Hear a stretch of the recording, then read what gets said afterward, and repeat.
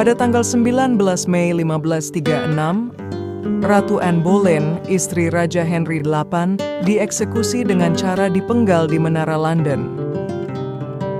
Masa jabatannya sebagai ratu juga sangat singkat, yaitu hanya berlangsung selama 3 tahun. Dengan saya Dewi dari Casanova Semesta, kita akan membahas tentang kenapa Ratu Anne Boleyn yang baru naik tahta selama 3 tahun dihukum dengan begitu menyedihkan. Buat yang belum nonton part 1, linknya ada di deskripsi ya. Anne Boleyn, istri Raja Henry VIII, dinyatakan bersalah atas pengkhianatan tingkat tinggi oleh juri di aula kerajaan. Ratu Anne didakwa melakukan perzinahan, yaitu berhubungan seksual dengan 5 bangsawan, termasuk saudaranya sendiri, George Boleyn alias Lord Rochford, dan teman dekat sang raja, Sir Henry Norris. Menurut dakwaan, dia tidak hanya tidur dengan para pria ini, tetapi dia juga bersekongkol dengan mereka untuk membunuh suaminya, Raja Henry. Tanggal rentetan kejahatan yang dituduhkan kepada Anne berlangsung dari Oktober 1533 hingga Januari 1536. Namun, para sejarawan mencatat bahwa sebagian besar tanggal yang disebutkan dalam dakwaan tidak masuk akal, baik untuk Anne ataupun pria yang tertuduh. Anne tidak berada di tempat-tempat tersebut pada waktu yang dinyatakan. Misalnya, pada Oktober 1533, ketika Anne dituduh berhubungan badan dengan Sir Henry Norris di Westminster, Anne masih terbaring di kamarnya di Greenwich setelah kelahiran putrinya, Elizabeth. Kemudian pada tahun 1535, ketika dia dituduh menggoda rekan musisinya, Mark Smeaton di Greenwich, Ratu sebenarnya berada di Richmond. Tuduhan tersebut tidak masuk akal, tetapi jika ada keraguan terhadap tanggal-tanggal tersebut, dakwaan mencantumkan diverse, yaitu toleransi tanggal dan hari, sebelum dan sesudah, untuk menutupi ketidakpastian. Sangat dibuat-buat ya guys.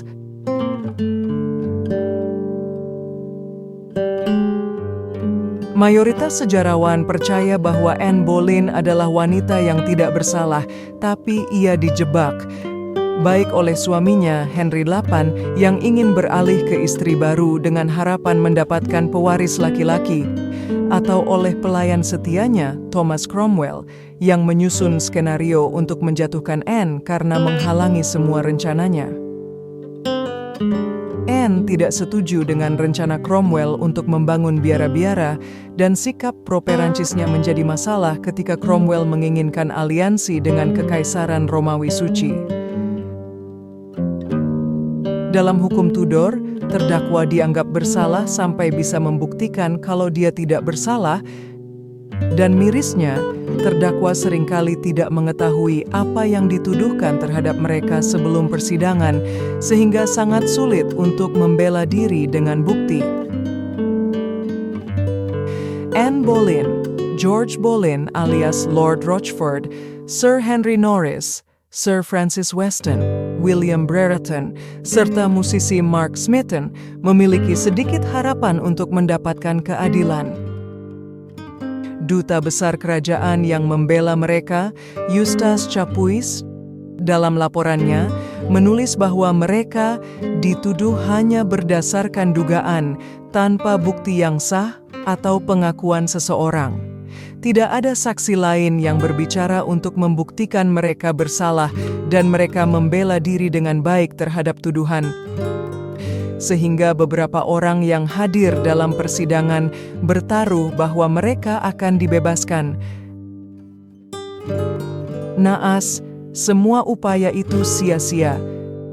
Semuanya tetap dinyatakan bersalah dan dihukum mati. Miris, guys.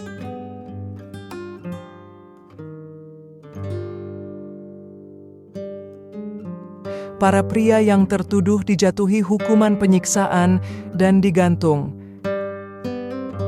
Anne Boleyn dijatuhi hukuman dibakar hidup-hidup atau dipenggal. Tetapi kemudian, sang algojo dari Calais dipanggil oleh Henry dan mengubah hukuman mereka semua dengan eksekusi pemenggalan agar tidak merasakan rasa sakit, seolah-olah dia menjadi pahlawan di sana. George Boleyn, Sir Henry Norris, Sir Francis Weston, William Brereton, dan Mark Smeaton semuanya dieksekusi di Tower Hill pada tanggal 17 Mei 1536. Penyair Sir Thomas Wyatt yang dipenjara di menara itu menyaksikan eksekusi mereka dari Bell Tower dan menulis puisi tentang pemandangan yang selalu terbayang dalam kepalanya siang dan malam. Dalam puisinya, dia menulis tentang bagaimana hari berdarah tersebut menghancurkan hatinya dan juga pengakuannya tentang bagaimana keadilan Tudor bekerja.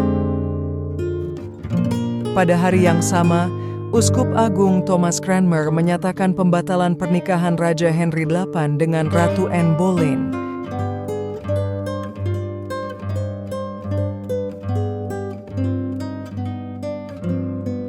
Eksekusi Anne dijadwalkan pada tanggal 18 Mei. Pekerjaan dimulai dengan membangun tiang pancang baru di Menara London. Anne mempersiapkan dirinya untuk kematiannya hari itu, membuat pidato terakhirnya, dan menghadiri misa dengan Sir William Kingston, kepala pengamanan Menara London. Namun eksekusi Anne ditunda ketika Sir William Kingston menerima perintah dari Thomas Cromwell untuk mengosongkan menara dari orang asing, yaitu diplomat kerajaan lain yang akan memasukkan laporan eksekusi seorang ratu Inggris dalam surat-surat kepada raja atau ratu mereka. Cromwell dan Raja Henry tidak ingin ada simpati untuk Anne, dan Raja Henry VIII yang nantinya tampak sebagai penjahat. Cara Anne mengendalikan dirinya pada jam-jam terakhirnya dan cara dia menghibur para pengawal wanitanya membuat Kingston mengatakan bahwa sang ratu seolah memiliki banyak kegembiraan dan kesenangan dalam kematian. Pada pagi hari tanggal 19 Mei 1536, Sir William Kingston mengawal Anne Boleyn dari kamarnya di Istana Kerajaan ke tiang pancang. Anne Boleyn sangat memperhatikan penampilannya. Dia menggunakan gaun yang sangat indah, cantik, dan wajahnya berseri. Dia tidak nampak seperti seorang yang depresi akan hukuman yang ada di hadapannya.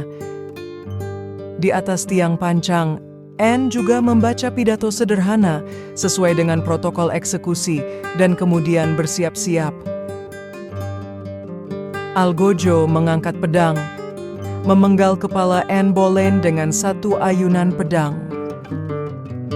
Kesedihan itu bertambah karena ternyata tidak ada yang menyediakan peti mati untuk pemakamannya, sehingga seorang penjaga harus mengambil peti kayu tua bekas yang dulunya berisi panah dan senjata dari gudang di menara. Para pengawalnya menangis sambil membungkus kepala dan tubuh Anne dengan kain putih, kemudian membawanya ke Chapel St. Peter ad Vincula yang berada di sekitar menara.